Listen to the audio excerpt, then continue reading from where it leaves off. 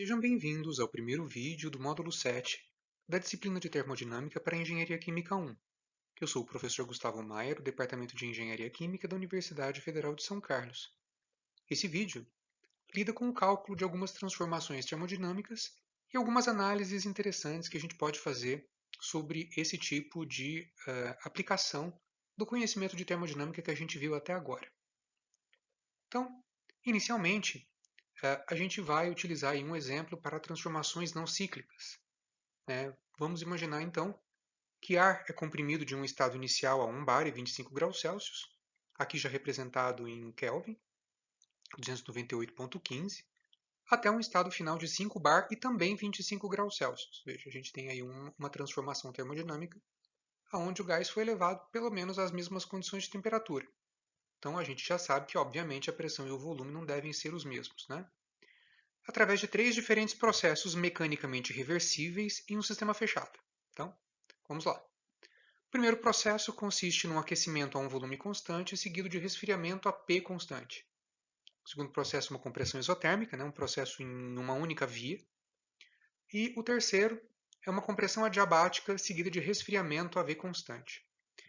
Cabe aqui, antes de mais nada, a gente fazer um apontamento aqui, pessoal, em relação à ideia de compressão, ou expansão não importa, mas em relação à transformação adiabática. Agora que a gente já tem um pouco mais de conhecimento, transformações que são simultaneamente adiabáticas e reversíveis, elas são também chamadas de transformações isentrópicas. Isentrópicas. Isso significa que elas têm variação de entropia igual a zero. Só que veja, na natureza a gente tem muitas compressões ou expansões adiabáticas que não são reversíveis. Nesses casos, nós não temos um processo isentrópico. Nós não temos a variação de entropia sendo igual a zero num processo único, tudo bem? A gente pode eventualmente discutir isso num outro momento, caso você tenha alguma dúvida. Mas a nossa bibliografia traz um exemplo demonstrando como que uma transformação adiabática reversível ela tem variação de entropia igual a zero, e uma transformação adiabática irreversível ela tem geração de entropia durante o seu processo. Então, é possível que a gente veja isso num exemplo na nossa bibliografia. A gente deve, então, considerar também que o ar seja gás ideal, com CV e CP constantes. Isso não é muito comum, tá, pessoal? A gente está eventualmente utilizando aqui CP e CV com valores fixos, para que a gente possa aí fazer as análises referentes aos cálculos para essas transformações cíclicas, mas na maioria dos casos nós temos que utilizar o CP como uma função da temperatura, sobretudo nos casos em que a temperatura ela é muito diferente entre o início e o fim da nossa transformação. Nesse caso aqui a gente não vai ter grandes problemas, porque afinal de contas a temperatura é a mesma, né? A do início e a do fim da transformação é a mesma. Tudo bem? Pede também para que a gente calcule trabalho envolvido na transformação, calor envolvido na transformação e as variações de energia interna e entalpia para cada processo. Bom, pessoal, partindo para a solução do nosso problema, a gente precisa observar que, antes de mais nada, o exercício nos deu algumas informações e ele ele pede, para que se resolva a determinação das propriedades de interesse em três circunstâncias distintas. Nós vamos começar então por um aquecimento a volume constante, seguido de um resfriamento a pressão constante. Antes de mais nada, é importante lembrar que o nosso problema ele fornece as temperaturas de início e de fim, ele fornece as pressões de início e de fim, mas ele não nos dá o volume. Além do mais, transformações que são conduzidas até o estado final em etapas, não é uma transformação única, elas têm também um ponto intermediário, o ponto que liga a transformação, no caso que liga o aquecimento a V constante com o resfriamento a P constante. Então, esses dois processos eles estão ligados. O ponto de coordenadas pressão, volume e temperatura que une essas duas transformações também não foi dado. Então, a primeira coisa que a gente deve fazer, em princípio, é determinar completamente as condições inicial e final. Como a gente já tem pressão e temos a temperatura, nos resta calcular o volume.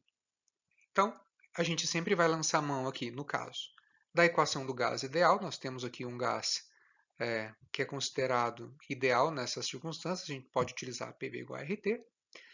E nós então procedemos no cálculo. Nós temos a temperatura de 298,15. Nós calculamos então os dois volumes, inicial e final. É muito importante e interessante para nós que a gente seja capaz também de representar essa transformação em um diagrama pressão vezes volume.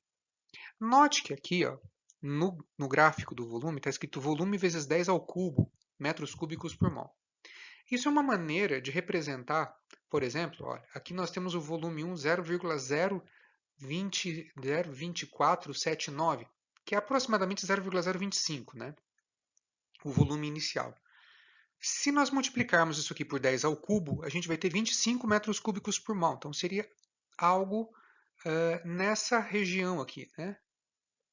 Mas o que significa, então, esse vezes 10 ao cubo? Significa que a grandeza que está aqui indicada, eu vou indicar um número aleatório aqui, o número 10, por exemplo. Esse 10 ele é igual a V vezes 10 ao cubo. Portanto, o valor do volume real é 10 vezes 10 a menos 3. Isso é uma maneira de representar dados em gráficos e em tabelas para que não fiquem números muito quebrados ou muito grandes nas legendas do gráfico. Então, a gente pode aí, eventualmente, lidar com esse tipo de notação, tá? É só uma maneira de representar. Então, a gente vai representar os pontos aqui. Então, o ponto inicial ele está a uma pressão de 1 bar e 0,25, então seria 25, que é esse ponto aqui. Ó. Então, nós temos representado aqui o meu ponto de início. Meu ponto final tem um volume de 5 metros cúbicos por mol, 0,005. Se eu multiplicar por 10 ao cubo, eu vou ter 5 e uma pressão de 5 bar. Então, meu ponto final é exatamente esse aqui. Ó. Né? A gente tem representado aqui no gráfico. O que nós vamos fazer? Nós temos primeiramente um aquecimento a volume constante, então, e depois seguido de um resfriamento a P constante. Por que esse gráfico nos ajuda tanto? Olha, porque a primeira transformação ela vai seguir a V constante, então ela vai subir, né, numa reta aqui perpendicular ao eixo X, que aqui é o eixo dos volumes, até o ponto intermediário. Esse aqui é o ponto intermediário. Não faço ideia qual seja a temperatura dele, mas ele é o ponto de intermediário. Por que eu sei disso? Porque, afinal de contas, o próximo processo é a pressão constante. Então, se a pressão está constante, nós representamos essa transformação aqui, evidentemente, desconsiderando a falta de habilidade do professor em desenhar uma linha plenamente reta, né, seria mais ou menos isso aqui. Né? É importante que a gente não precise fazer um diagrama perfeito, mas é muito importante que a gente tenha um esboço do que está acontecendo e, se possível, indicar as setas do caminho que eu estou seguindo. Estou aqui aumentando a pressão num processo AV constante e aqui eu estou resfriando a AP constante. Aliás, o primeiro é AV constante, perdão, né? A primeira etapa é AV constante, eu estou aumentando a pressão, por isso que poderia chamar de compressão, né? Estou aumentando a pressão dele. E o segundo, pressão constante com diminuição de volume correspondente para que eu tenha ali temperatura do ponto inicial, que eu vou chamar aqui de I, e o meu ponto final, que eu vou chamar de F. Então, a gente tem uma condição aí bastante razoável de se calcular. Vamos prosseguir. A gente vai querer calcular os valores do ponto intermediário. Vou chamar o ponto intermediário de um ponto, uma linha, né? Que é essa notaçãozinha que está aqui. Ó. Veja só, a gente já tem algumas coordenadas, né? Pelo gráfico, e mesmo que você não queira representar, se você sabe a natureza das transformações, você sabe que como a pressão na segunda etapa é a mesma, eu tenho que a pressão final é igual à pressão intermediária. E aqui eu tenho que o volume inicial é igual ao volume intermediário, por conta da natureza das transformações. Né? Começo a volume constante, depois eu vou para a pressão constante. Como nós temos aí gases ideais, a gente sabe que eu posso encontrar a temperatura de dois jeitos, né? Utilizando P2T2 ou P1T1. Você escolhe. Né? Os dois métodos estão corretos para você determinar a temperatura T' intermediária. Né? Nesse caso aqui, como eu já tenho a pressão e a temperatura do ponto 1, eu tenho, obviamente, a pressão do ponto intermediário, já é um cálculo direto, não preciso mexer com o volume. Então, eu já faço aqui a conta, substituindo ali dentro, e eu obtenho uma temperatura de 1490 Kelvin. Você pensa, nossa, mas 1490 Kelvin é alto pra caramba. Justamente, você tem aí uma geração de energia nessa transformação que faz aumentar muito a temperatura do seu sistema. Isso é importante na hora de projetar, pessoal, porque se você faz um projeto e uma das etapas do seu sistema é uma temperatura dessa ordem, se você não projetar esse sistema para aguentar essa temperatura, ele fatalmente vai entrar em colapso, né? Então você precisa aí ter algumas diretrizes na hora de projetar o seu sistema, se isso aqui for uma transformação real, não é verdade? Dando prosseguimento, a gente já sabe que ΔH e ΔU para gases ideais, eles são uma função única e exclusiva da temperatura. Se a temperatura do início e do fim do meu processo é a mesma, não importa, eu não preciso fazer cálculos por partes. Eu poderia fazer, por exemplo, ΔH para essa etapa, eu poderia fazer o cálculo de ΔU para essa etapa? Claro que poderia. Né? Eu chamaria isso aqui de, sei lá, ΔH1, ΔU1, e eu poderia calcular aqui ΔH2 e ΔU2 também. Se nós somássemos ΔH1 com ΔH2, esse valor daria zero, o mesmo para ΔU. Isso repetindo, porque o processo foi fixado a temperatura constante, né? Entre o início e o fim a temperatura é a mesma. Então, nesse caso a gente não vai precisar. Caso precisássemos fazer o cálculo, bastava a gente calcular Cp vezes ΔT, porque nesse caso o Cp é constante, a gente não vai precisar utilizar aquela integral gigantesca para resolver o nosso problema. Né? Calculando o calor e o trabalho nas etapas descritas. Bom, primeira etapa que a gente tem é um processo a volume constante. Pessoal, transformação a volume constante reversível de um gás ideal, a gente sabe que essa transformação não produz trabalho. Então a gente já sabe, é automático. Né? Isso precisa estar na nossa cabeça. Ah, mas por quê? Porque o trabalho, num sistema que não tenha bomba, nem turbina, nem nada, ele decorre única e exclusivamente da expansão e da contração do meu sistema. Se o volume é constante, não tem como meu sistema nem contrair, nem expandir. Então, essa informação aqui ela é automática. Tá? Utilizando a primeira lei da termodinâmica, como o trabalho é zero, fica zero mais Q igual a ΔU. Então, nós temos que a quantidade de calor envolvida nessa transformação é minha integral de CV. Por sorte, aqui o nosso CV é constante, e a gente transforma isso num ΔT simples. Todos os valores nós temos, pessoal. É claro, estou considerando aqui o valor de R igual a 8,314 Joule por mol Kelvin. É importante só destacar que você vai observar que as pressões estão em bar. Eu não deveria usar 83,14 bar, bar metro cúbico por mol Kelvin, por exemplo? Não é necessário, porque os cálculos envolvendo as minhas etapas energéticas, eles estão todos sendo realizados com as unidades do Sistema Internacional. Então, aqui, essa diferença aqui está dada em Kelvin, meu CV está dado em Joule por mol, Joule por mol Kelvin, então a gente não precisa fazer transformação. E os cálculos envolvendo pressão, a gente tem a mesma pressão dos dois lados, né? Então não importa qual é a unidade que você está utilizando para a pressão e para a temperatura nesse caso. Né? A gente poderia até fazer esse cálculo aqui com Celsius, porque isso aqui é uma diferença. Então não teria problema. Só tome cuidado. Apenas os cálculos de temperatura que são realizados por diferença podem ser realizados em graus Celsius.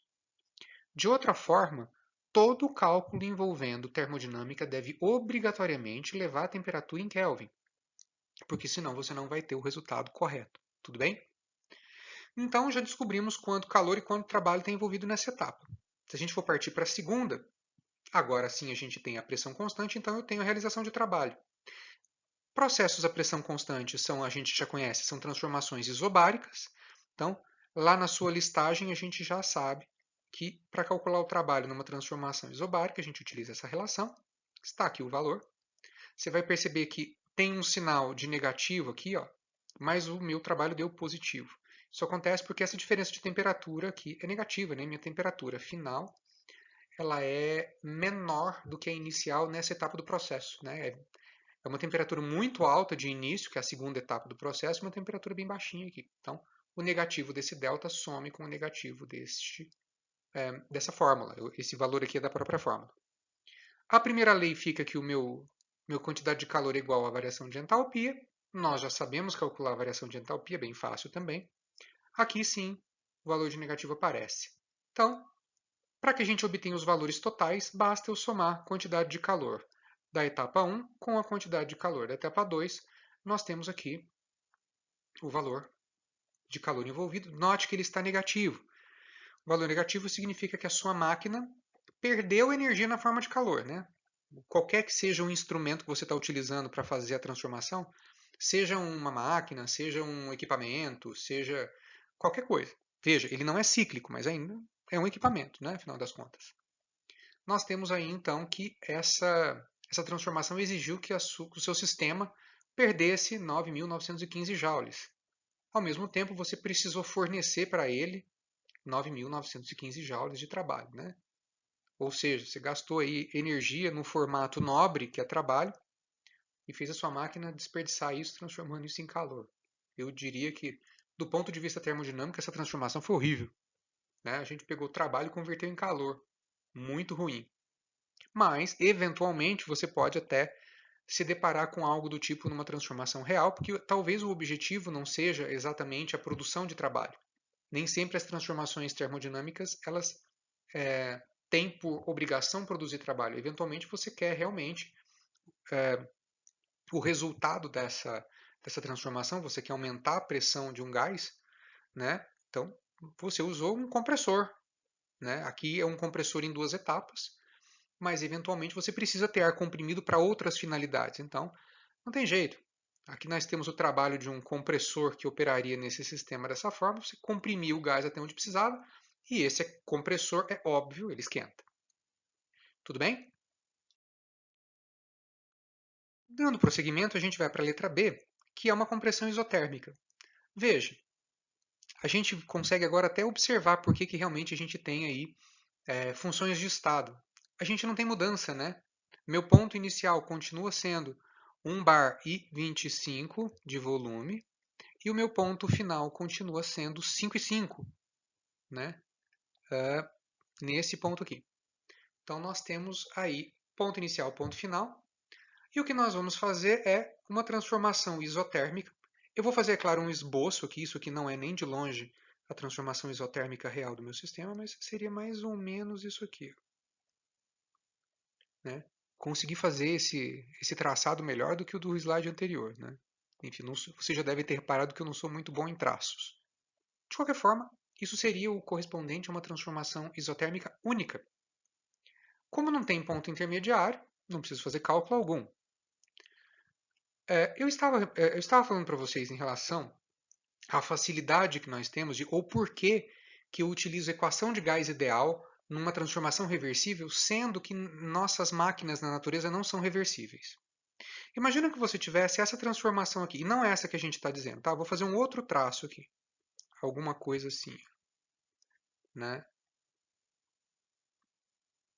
Veja, eu estipulei aqui um caminho alternativo. Vou fazer aqui a direção da minha transformação, né? Esqueci de fazer na primeira.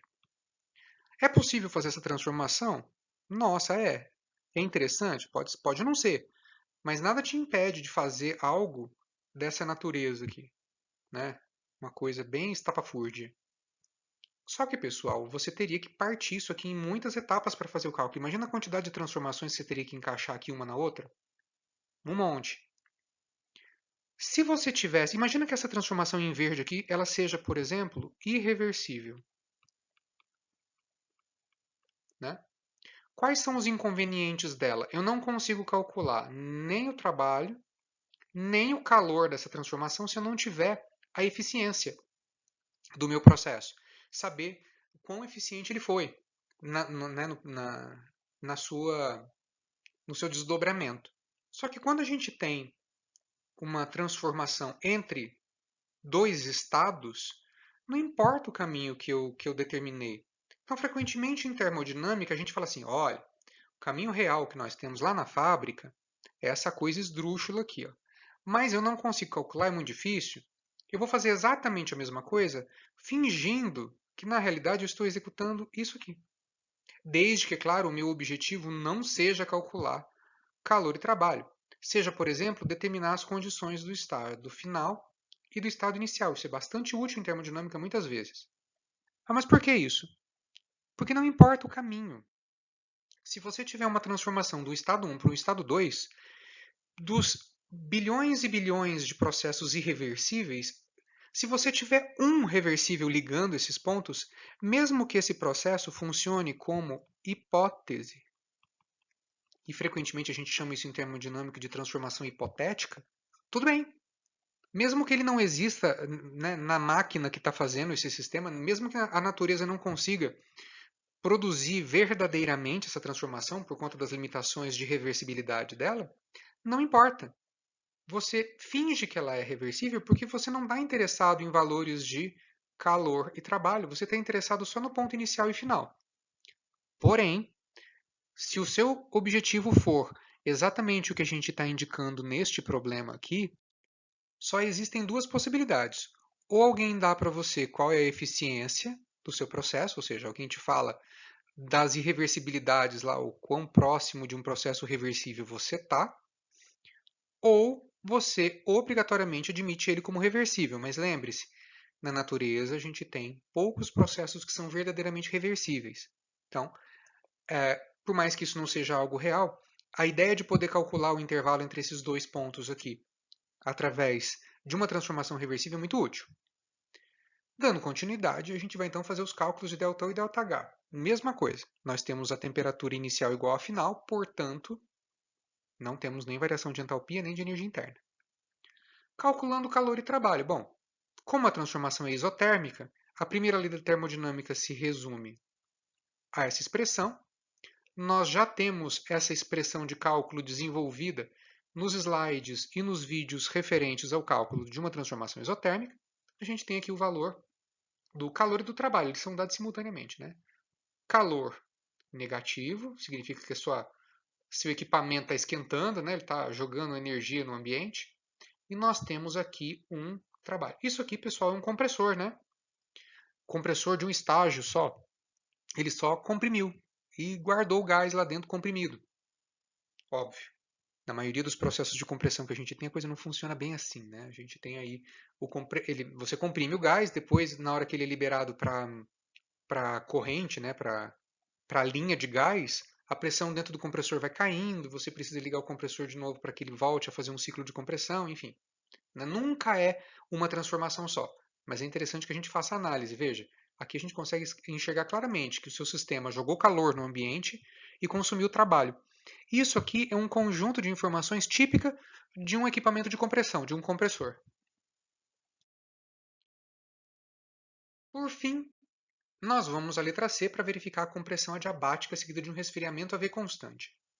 Mesma coisa, pessoal. Os pontos inicial e final são os mesmos, né? Então, você já não aguenta mais me ver desenhando novamente esses pontos aqui. Então, o ponto inicial e o meu ponto final não mudam.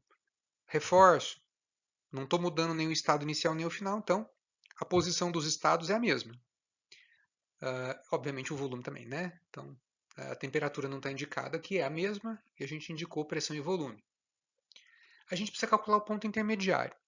Calcular os cálculos envolvendo a adiabática é sempre meio chatinho, porque a adiabática a gente tem variação simultânea ao longo dela de pressão, volume e temperatura.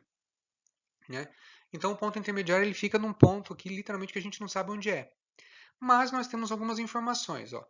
Considerando que a segunda etapa ocorre a volume constante, a hora que eu termino a adiabática, eu estou então no meu volume final. Então eu chamei o ponto intermediário aqui do ponto duas linhas. Assim que eu terminar a adiabática, ela vai estar no mesmo volume final. Ótimo. Eu tenho ideia de qual é a pressão intermediária? Não faço ideia. Tenho ideia de qual é a temperatura intermediária? Também não faço ideia. Então a gente vai utilizar uma das expressões que descreve lá uma transformação adiabática em termos das relações PVT da adiabática, né? da relação de variação de volume e temperatura com as capacidades caloríficas. E nós podemos calcular.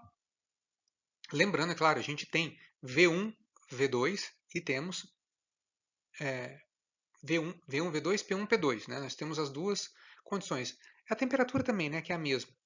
Então a gente consegue fazer o cálculo substituindo aqui dentro da temperatura, né, e uma vez obtendo a temperatura, a gente faz PV igual a RT, que a gente obtém aí a pressão. A gente não vai nem precisar da pressão para esse cálculo, a gente não vai utilizá-la para calcular o meu sistema, mas é importante para a gente registrar essa pressão aqui no gráfico, né, para eu registrar o meu ponto intermediário. Então, meu ponto intermediário ele tem o mesmo volume do final e está a 9,5 de, aproximadamente 9,5 de pressão, numa temperatura de 567. Então, vamos tentar desenhar uma transformação adiabática aqui, né?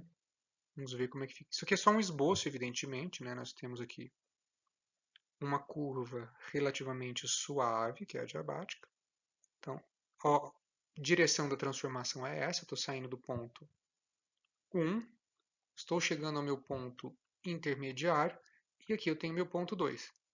Aqui é fácil, né? O processo aqui ocorre a V constante. Então, nós temos aqui a segunda etapa de transformação. Automaticamente, né? V constante, a gente já admite que trabalho é zero. A gente já sabe disso. Então, mais uma vez, vocês não aguentam mais ver isso aqui também, né? ΔH e ΔU é igual a zero. A gente não tem variação desses dois. E nós temos aí os cálculos de calor e trabalho. Para a transformação adiabática, o calor é zero, e aí o meu trabalho ele é exatamente igual à variação de entalpia. Está aí o valor direto.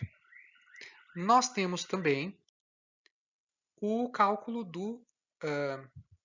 da variação de entalpia baseado no CP constante, não é isso? Então, nós temos aí o valor positivo para o trabalho. E a segunda transformação, nós temos a volume constante. Então, a primeira lei se resume Q igual a ΔU. Nós já fizemos uma transformação a V constante antes. Nós temos aqui, é claro, o calor envolvido nessa transformação. Mais uma vez, super coerente, né? Nós temos um processo de uma máquina esquentando, mas ela é um compressor. Então, ela realiza trabalho e, ao mesmo tempo, esquenta. Mas fica uma pergunta que meu exercício não respondeu. Dá para a gente calcular a variação de entropia dessas transformações, desses processos de transformação? Olha, pessoal, nos vídeos dos módulos anteriores, a gente viu o enunciado da segunda lei, a gente viu que ela é uma relação entre calor, quantidade de calor e temperatura, mas a gente não estabeleceu uma fórmula, a gente não formulou o cálculo de uma variação de entropia para um gás ideal. Como que isso fica? Bom, eu posso deduzir com alguma facilidade uma expressão para o cálculo da variação de entropia para um gás ideal que sofre uma transformação reversível. Isso aqui é extremamente importante. Ó. Nós só podemos realizar esse cálculo se a transformação for reversível, porque irreversibilidade gera entropia. Nós teríamos então um termo de geração de entropia adicional, né, que seria o responsável aí pela irreversibilidade do meu processo. Claro, nós já vimos, eu já discuti com vocês e torno a reforçar, que mesmo que a gente não tenha muitos processos verdadeiramente reversíveis na natureza, o conhecimento de como calculá-los é super útil, porque a gente pode substituir os processos reais por alguma coisa correspondente e reversível que possa ser calculada e que tenha o mesmo intervalo entre o estado inicial e o estado final. Como que a gente faz essa formulação, então? Bom, a gente sempre utiliza aquele manual de formulações em termodinâmica que a gente já viu nos vídeos anteriores. Ó. Isso daqui é a primeira lei da termodinâmica. Então, está aqui a primeira lei. Né? Acho que vocês se recordam dela. Está escrita na forma diferencial. Fiz questão de pontuar que esse calor aqui precisa ser reversível. Nem preciso falar que o trabalho também, né? Senão a gente não consegue fazer cálculo nenhum com eles. Isso aqui é a definição de entalpia. E eu vou aplicar a derivada nela. A derivada dessa equação ela é dH, du, só que como eu tenho d de P vezes V, eu tenho aqui uma regra né, de derivada que me obriga a derivar as duas partes, o PdV e o VdP. Essa equação ela é a definição de entropia. Né? A diferença é só que o T, ao invés de estar embaixo do Q aqui, ele passou para o outro lado. Tudo bem? Se a gente juntar essas expressões todas, né, substituir, por exemplo, onde eu tenho energia interna, eu tenho aqui, então, este termo aqui é a energia interna, substituir, e veja, eu tenho termos iguais dos dois lados dessa equação, esse termo desaparece. Eu passo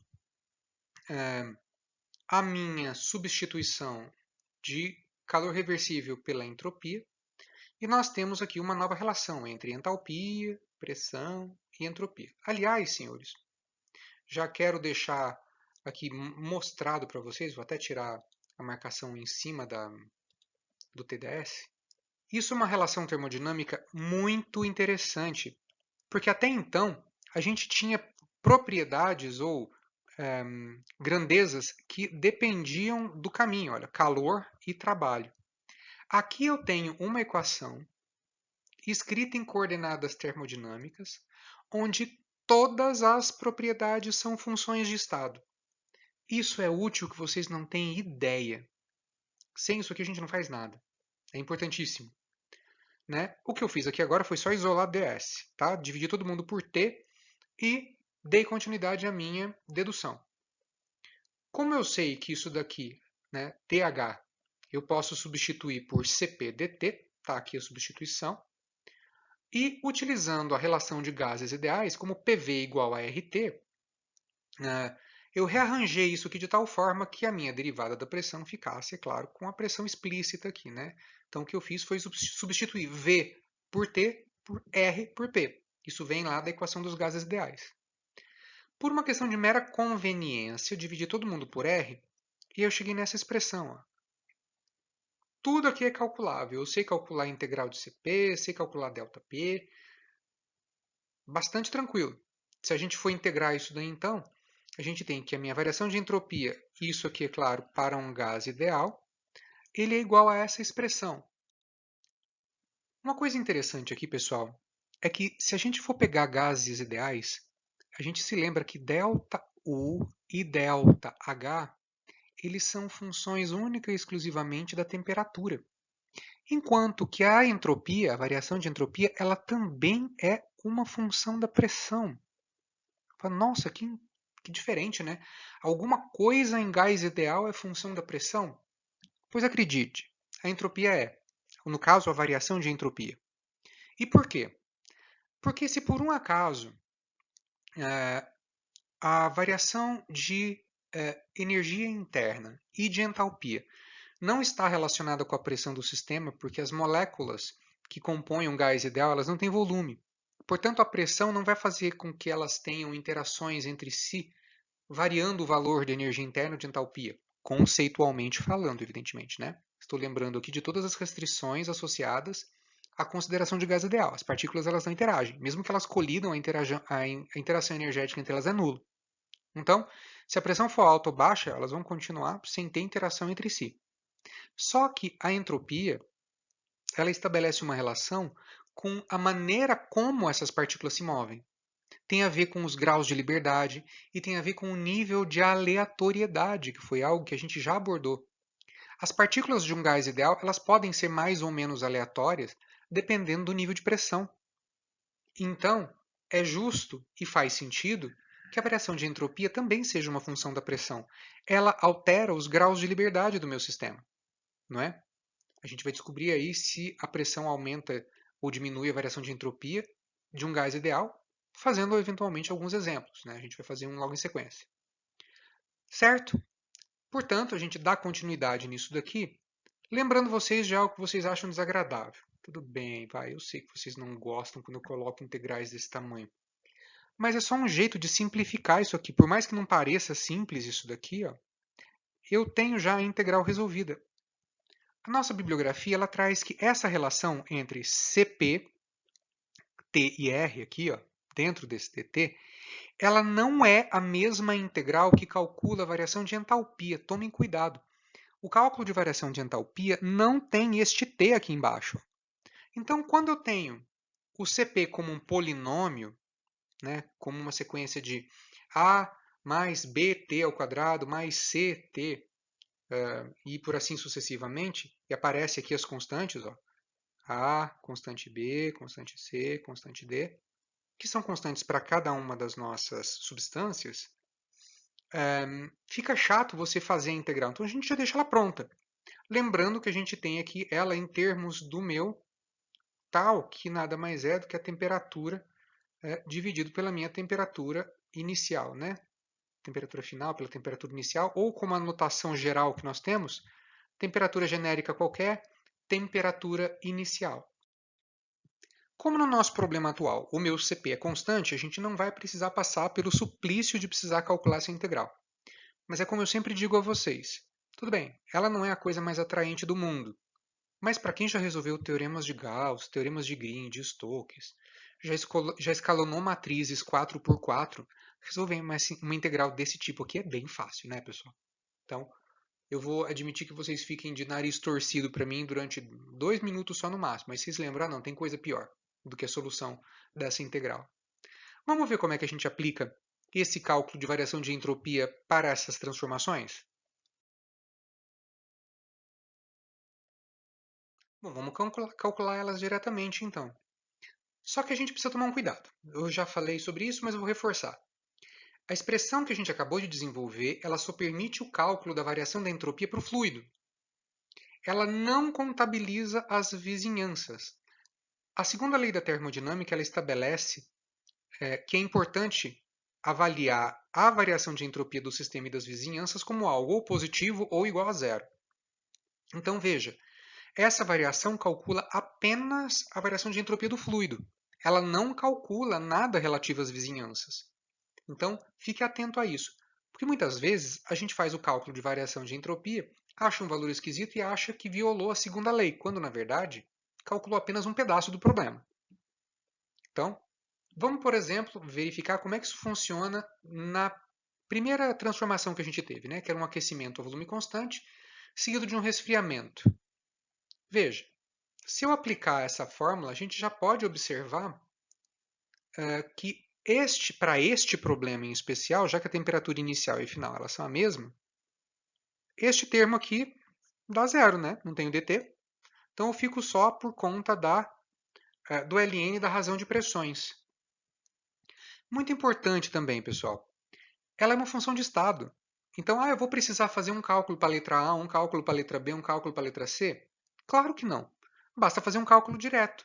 A gente já estava fazendo isso para ΔH e ΔU. A diferença é que eles eram sempre zero, porque a gente não tinha diferença de temperatura. Nesse caso aqui, o valor não é zero. Nesse caso, o valor existe e ele tem relação com a dependência entre a variação de entropia de um gás ideal e as eventuais variações de pressão que esse gás sofre. Então, você não precisa ficar fazendo um monte de cálculo.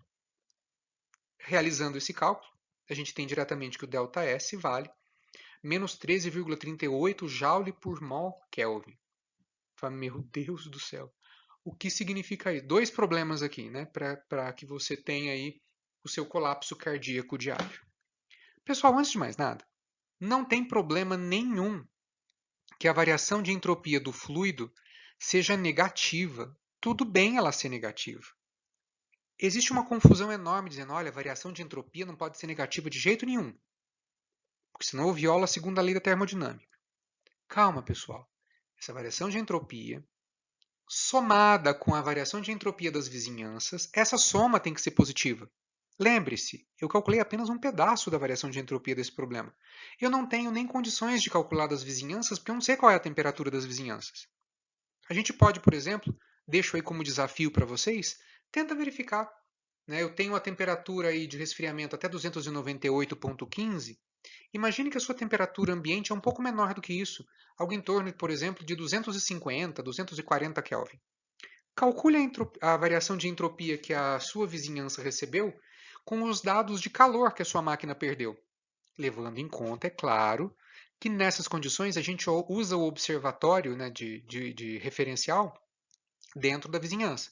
Então, a quantidade de calor que a sua máquina perdeu é negativo para a máquina, e quando você vai calcular a variação de entropia, ela é positiva porque ela foi recebida pela vizinhança. Então, a gente utiliza o sinal de acordo com o ponto de vista. Se for o sistema, é um sinal, se for a vizinhança, é o sinal oposto. Tudo bem? Faça o cálculo. Garanto para vocês que não vai ter variação de entropia somada total aqui que dê um valor negativo. Ao mesmo tempo, a gente não sabe o que esse valor significa. O que significa uma variação de entropia de menos 13,38 Joule por mol Kelvin? Isso significa, senhores, que para cada mol de substância, para cada nível acima do zero absoluto, seu sistema está 13,38 joules menos aleatório. Calma, antes que você entre em pânico. Eu vou explicar o que significa isso. O que significa que ele está 13,38 joules menos aleatório para cada mol de fluido para cada Kelvin acima do zero absoluto. Significa que quando você... Imagine que você tem no seu sistema uma quantidade qualquer de energia, no nível de temperatura em que ele se encontra, que é 298,15. Se você multiplicar esse valor por 298,15, que é a quantidade de graduações acima do zero absoluto, você vai obter um valor de energia, vai dar joule por mol, negativo. O que significa isso? Significa uma energia que estava armazenada no seu sistema e que agora está disponível para você fazer trabalho.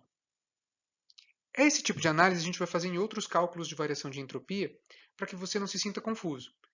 Essa análise é um pouco confusa porque esse valor é negativo. Mas no próximo vídeo a gente vai fazer alguns cálculos com um valor positivo e a gente vai poder refazer essa análise para várias situações distintas. Tudo bem? O fato é que variação de entropia quando é negativa significa que o seu sistema está deixando de ser aleatório. Ele está mais propenso a realizar trabalho. É uma coisa ótima para nós, do ponto de vista termodinâmico. Eu espero que esse exemplo tenha sido interessante para você e espero que ele tenha acrescentado o seu repertório sobre análises de calor, trabalho, energia, entropia e que a gente possa, é claro, continuar evoluindo no estudo das transformações termodinâmicas e nas suas implicações. Vejo vocês no próximo vídeo. Postem as suas dúvidas. Um super abraço. Até logo.